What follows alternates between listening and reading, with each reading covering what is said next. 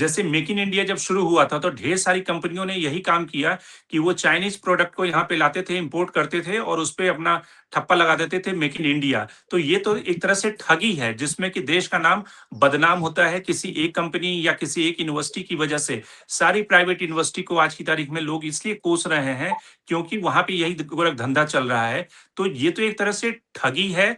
जो पेरेंट्स जो स्टूडेंट वहां पे पढ़ने जाते हैं उनके साथ ठगी है, देश के स्वाभिमान के साथ ठगी है। सर बिल्कुल कहा आपने, बिल्कुल ठीक कहा आपने। और ये दुनिया का इतना फोकस है टेक्नोलॉजी के ऊपर, टेक्नोलॉजी कंपनीज के ऊपर, उनके प्रोडक्ट्स के ऊपर। पूरे दुनिया के बिलियंस लोग हैं जो इन प्रोडक्ट्स को रोज यूज करते हैं, स्मार्टफोन के ऊपर एप्स, प्रोडक्ट्स, आईफोन इतना यूज करते हैं, इतना ज्यादा मीडिया लाइमलाइट है कि उसके बीच में जो इंडिया की बहुत ही सबसे बड़ी एआई समिट, उसके बीच में आपने एक पवेलियन लगाया हुआ है और उसमें आके आप मीडिया को झूठ बोल रहे हो। ये तो मतलब जो 60,000 लोग बच्चे पढ़ते हैं वहां पे उनके लिए अब क्या कहा जाए। मतलब इट इज मतलब इंडिया का जो रिसर्च पेपर्स हैं, जो टेक्नोलॉजी के पेपर्स हैं, उनकी ग्रोथ बहुत अच्छी है पिछले 3 साल में। जैसे पिछले साल में करीब 2.5 लाख पेपर्स पब्लिश करे इंडियंस ने, यूनाइटेड स्टेट्स में 6 लाख हुए, चाइना में 8 लाख हुए, और उससे पिछले साल में इंडिया ने 64,000 किए थे। तो 64,000 से 2.5 लाख पे पहुंचे। ग्रोथ बहुत अच्छी है। उसको प्रोडक्ट्स में ट्रांसलेट करना, उस रिसर्च को लोगों को पसंद आने वाले कटिंग एज टेक्नोलॉजी यूज करने वाले प्रोडक्ट्स में ट्रांसलेट करना, वो सबसे weak part of the chain है। लास्ट टाइम आपने कब सुना था कि इंडिया से एक सेल्फ इनोवेटेड, सेल्फ टेक्नोलॉजी से क्रिएट किया हुआ कोई प्रोडक्ट वो दुनिया को बिल्कुल वर्ल्ड बीटिंग प्रोडक्ट निकाला हो? तो मतलब बहुत ही अभी बहुत चेन वीक है उसकी।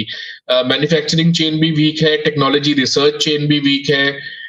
अभी 1 लाख करोड़ का एक्स्ट्रा अलॉटमेंट किया है सेंट्रल गवर्नमेंट ने रिसर्च एंड डेवलपमेंट में, R&D में 0.7% के ऊपर 1 लाख करोड़ ऐड किया है। तो मतलब डायरेक्शन तो दिख रही है कि गवर्नमेंट करना चाह रही है। और जो AI समिट करा, इसमें वर्ल्ड के टॉप टेक लीडर्स को बुलाया, तो इंटेंशन तो दिखता है।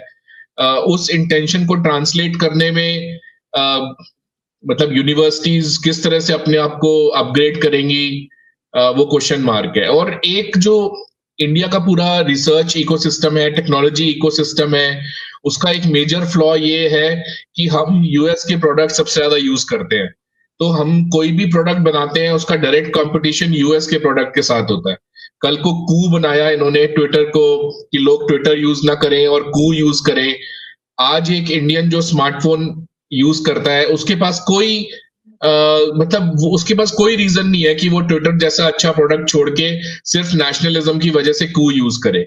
जब तक या तो कू की क्वालिटी इतनी अच्छी हो, या फिर कू आपको कोई हमारे जो कल्चर है या हमारी जो इंडिया के स्पेसिफिक चीजें हैं उनको आगे ला रहा हो, जो उनको वहां ना मिल रही हो। जैसे चाइनीज गवर्नमेंट ने फॉरेन प्लेटफॉर्म्स को बैन किया हुआ है, अब वहां पे चलते ही नहीं। तो उनके खुद के प्रोडक्ट्स इतने अच्छी क्वालिटी के हो गए हैं कि वहां पे बाइडू और जितने भी उनकी जायोमी के स्मार्टफोन्स हो गए, वो मतलब बिकॉज बाहर के प्रोडक्ट्स उन्होंने बैन कर रखे हैं सिक्योरिटी इशू की वजह से।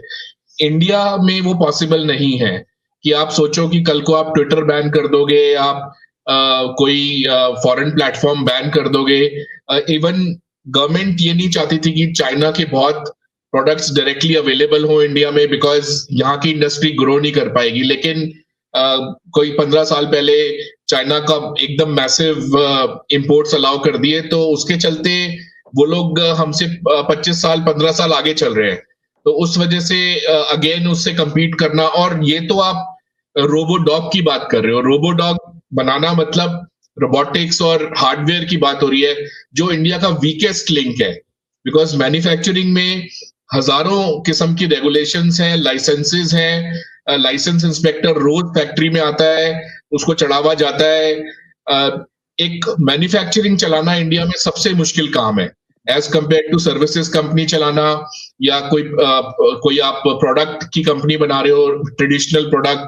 या कोई आप कमोडिटी बना रहे हो या आप एक्सपोर्ट्स कर रहे हो, लेकिन आप मैन्युफैक्चरिंग की जहां तक बात करते हो, वो सबसे मुश्किल लिंक है इंडिया का। और इस वजह से share of manufacturing in GDP वो 15% पे ही अटका हुआ है, और एग्रीकल्चर भी अटका हुआ है, मैन्युफैक्चरिंग भी वॉल्यूम में ग्रो किया है, परसेंटेज टर्म्स में अटका हुआ है।